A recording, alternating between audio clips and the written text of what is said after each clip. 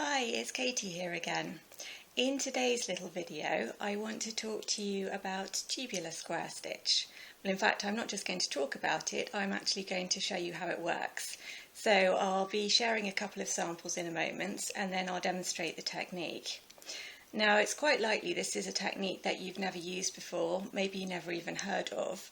I don't think it's very common, but it does have a lot of potential and it is pretty useful. So if you follow my channel already, then you'll know I've got a couple of other videos covering square stitch. In the first one, I looked at the very basic technique, and it's quite handy if you know that before you start trying to work on the tubular variation. So you might want to check out that video as well. In the second video, I looked at how you can shape flat pieces of square stitch. So again, that's just a development of the basic technique. Now we're going to move on to working in 3 dimensions with this tubular variation. Now I've also put together a blog post to go with this. I'll share the link to that in the description down below. In there you're going to find a bit more information, and also if you prefer working from written instructions and diagrams, I've got a free PDF that you can download that will give the diagrams showing the thread paths. So that's another option to bear in mind. But for now, let's get started. Let me show you what tubular square stitch looks like and then demonstrate how to do it. Well, you may be wondering what tubular square stitch is, so I've got a few samples here to show you. I'm still playing around with this technique and working out what is possible and its strengths and weaknesses. But basically, this tube is made from square stitch, so that's all tubular square stitch is. You're using the basic square stitch technique, and instead of stitching flat pieces, you're working it round into a tube. So this one I've made with size 11 dalicas. It's quite narrow. You'll see it's quite sturdy. There is sort of limited flexibility to bend, so I'm wondering whether that will develop as I make a longer tube. Something I want to try to see whether it would be possible to turn this into a bracelet or a necklace. But even if not, these tubes on their own actually just make great beaded beads, so you could string them. I've got another video tutorial on here showing you how to string a necklace or a bracelet if that's what you need. And as you can see, hopefully, this sample has got pattern in it, so there's opportunity for you to add colouring and pattern to a basic square stitch tube. So having done that, I wondered whether it was possible to make it curve, and that's when I created these earrings.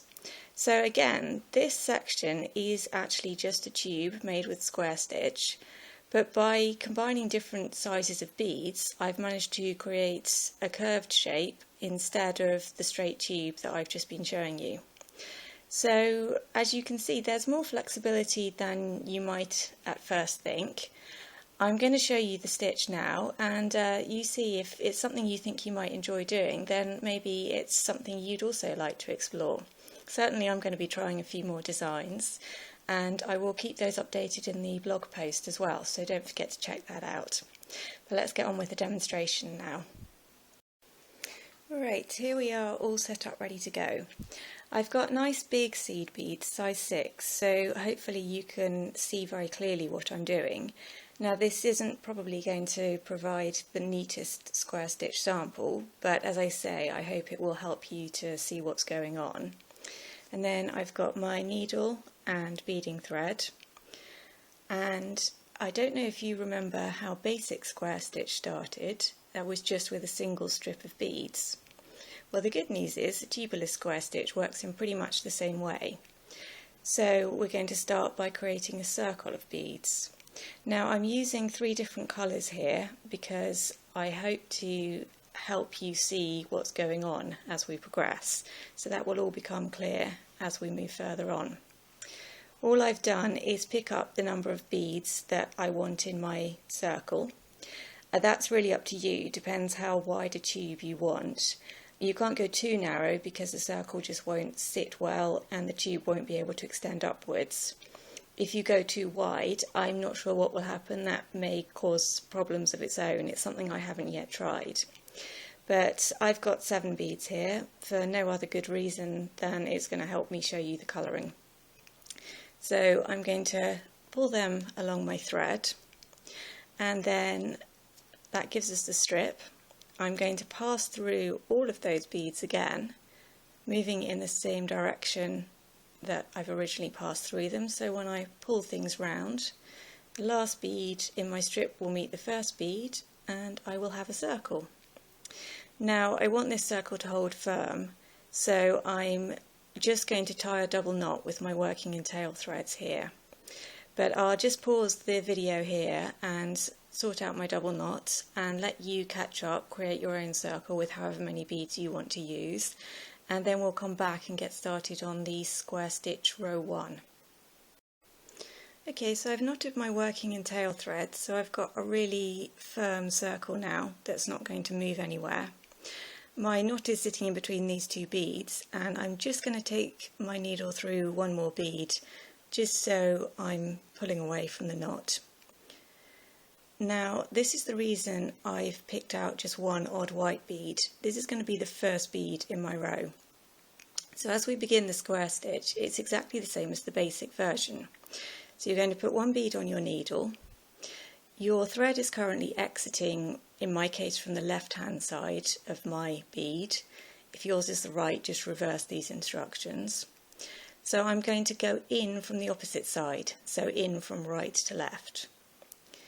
As I pull that up, I'm going to end up with that new bead sitting on top of the bead from the circle. So I want to continue on through my new bead.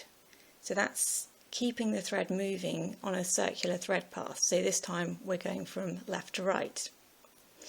Now that means I'm going to be moving anti-clockwise around my circle. Direction doesn't matter, but just hold on to that thought for a moment. So the second bead goes on in much the same way. You've got one bead going on the needle, and you're going to pass through the bead from the circle so that your new bead will sit on top of that next bead. Again, watch the direction of travel through the beads, and you're going to continue on through the bead you've just added. Pull everything up tight, and that's your second bead in place. So third bead, exactly the same thing. One bead going on the needle. We're going through the bead from the circle. Again, note the direction of travel, so you've got this sort of circular motion going on with the thread, and continuing on through the bead that you've just added. So this is it. This is tubular square stitch. It's exactly the same as the basic flat square stitch, so if you're used to that, you shouldn't find this too difficult. You're not really doing anything different. As we get on to the next bead, I'm just going to switch colour, so I've got the same colours sitting on top of one another, and hopefully you can just watch what I'm doing to reinforce this idea of the circular thread path as we go around. And you do want to pull your thread up tight at the end of every stitch so that your new bead will snuggle into place, both next to the beads that it's sitting next to and on top of the bead from the row underneath. And now we're coming to the end of the row, so the final bead goes in just the same way, still maintaining your nice circular thread path. And just through the bead we've just added. And now, because this is tubular and not flat, we need to join that last bead onto our first bead. You see how the colouring is coming into play now. So just simply you're going to pass on through that first bead. So we're back to our starting point with no tricky step-ups or anything like this. I'm going to make another little pause here in case you want to review those steps again. At any rate, you can certainly pause as well and get your own first row in place, and then I will come back and show you what happens next. Well, the good news is there's nothing new to learn. Your technique remains exactly the same. So let's get started on the next row. Again, we've got one bead to add on. This time the thread is coming out of the right hand side, so we're going to go in through the left hand side. So that is in actual fact a reverse of what we did on the last row. And as we continue on through the bead we've just added, the resulting effect is that we're going to stitch this row moving clockwise this time. So it's not tricky like right angle weave where your brain gets all over the place. You're just literally changing the direction of travel around your tube with each row. And this again is why I've used the different colours. So if you remember on the last row we were travelling anti-clockwise and we started with black beads. This row we're travelling clockwise, so we've got the orange beads to add on first. And the technique hasn't changed at all. We're still picking up one bead, going through the bead from the row below, so our new bead sits on top, and then continuing on through the new bead. So nothing different, it's just that you've got a reversal of the thread path and also the direction of travel on each row. So let me just continue and finish up this row. So we're onto the black beads again now, and they will be ending the row for us this time. The other thing it's just worth pointing out, I'm not sure whether you can see that very clearly on the video, but you do get a fair amount of thread showing with this technique, especially with the bigger beads. It's more obvious. It would be more subtle with smaller beads. But even so, bear that in mind because you will want to try and choose a thread that's quite close in colour or tones very well with the beads you're working with. So that's got my last bead in place. So once again, just going to pass on through the first bead from the row and we're ready to go again. This time we're back to travelling anti-clockwise, so as you can see we're passing through the first bead from right to left, continuing on in this circular fashion, and we'll be working around adding black and orange beads. So that will be the same as the second row, really absolutely nothing different. And that's it. That is all you need to know for tubular square stitch. So I will let you go and have a little experiment with that.